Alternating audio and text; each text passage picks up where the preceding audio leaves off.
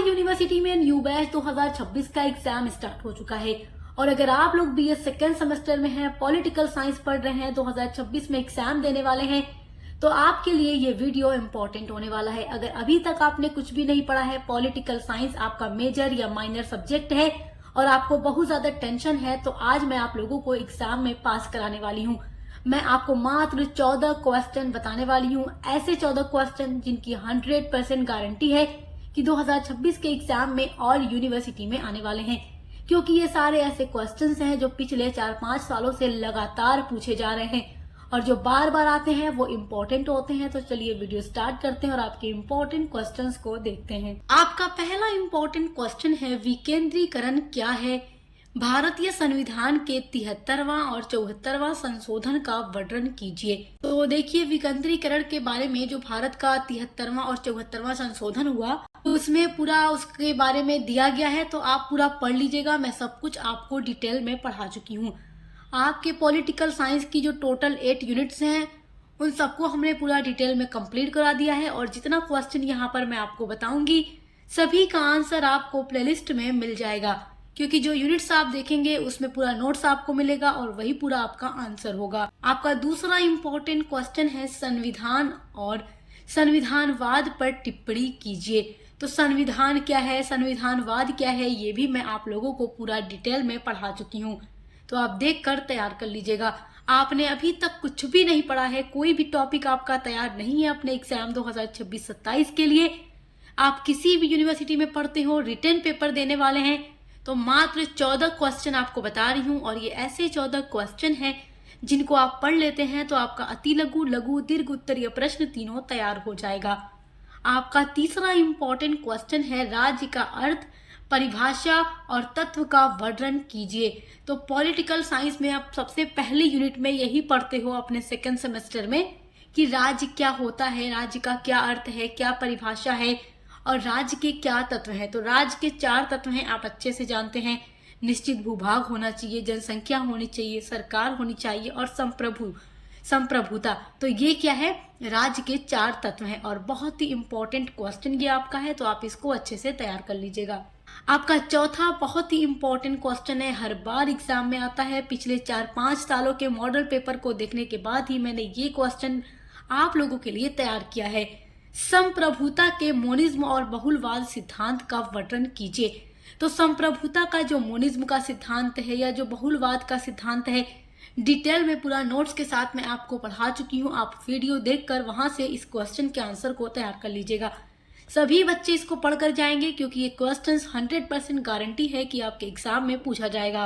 आपका 5वां important question है, राज्य की उत्पत्ति के सामाजिक समझौता सिद्धांत का वर्णन कीजिए।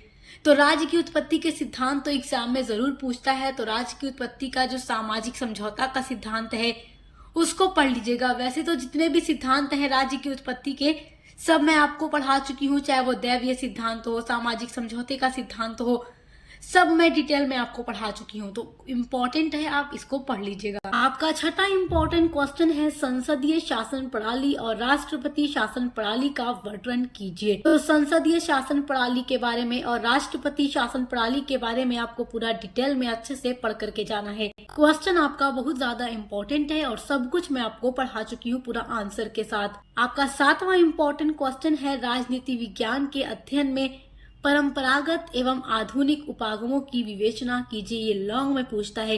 ये सारे क्वेश्चन ऐसे हैं जो सेक्शन बी और सेक्शन सी में पूछे जाते हैं, तो आप इनको पढ़ लेंगे तो अब आपका सेक्शन ए भी तैयार हो जाएगा। आपका 8वां वेरी इंपॉर्टेंट क्वेश्चन है, आदर्शवाद एवं अराजकतावाद अवधारणा का वर्णन कीजिए। तो आप इनके बारे में भी पूरा डिटेल में पढ़ चुके हैं, देखकर तैयार कर लीजिएगा।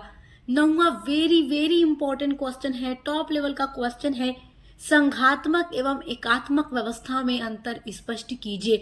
तो देखिए, संघात्मक शासन व्यवस्था हो या एकात्मक शासन व्यवस्था हो, इनके बारे में मैं आपको पढ़ा चुकी हूँ। अगर हम इसका एग्जाम्पल देखें तो भारत जो है संघात्मक शासन व्यवस्था वाला देश है और इंग्लैंड एकात्मक शासन व्यवस्था वाले देश का एक अच्छा उदाहरण है।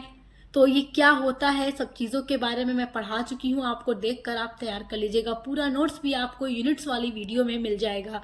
आपका 10वां इम्पोर्टेंट क्वेश्चन है, कानून का अर्थ, परिभाषा, स्रोत, तथा वर्गीकरण का वर्णन कीजिए। तो कानून क्या है, कानून की क्या परिभाषा है, कानून के क्या स्रोत हैं, सब मैं आपको डिटेल में पढ़ा चुकी हूँ माय डियर स्टूडेंट्स।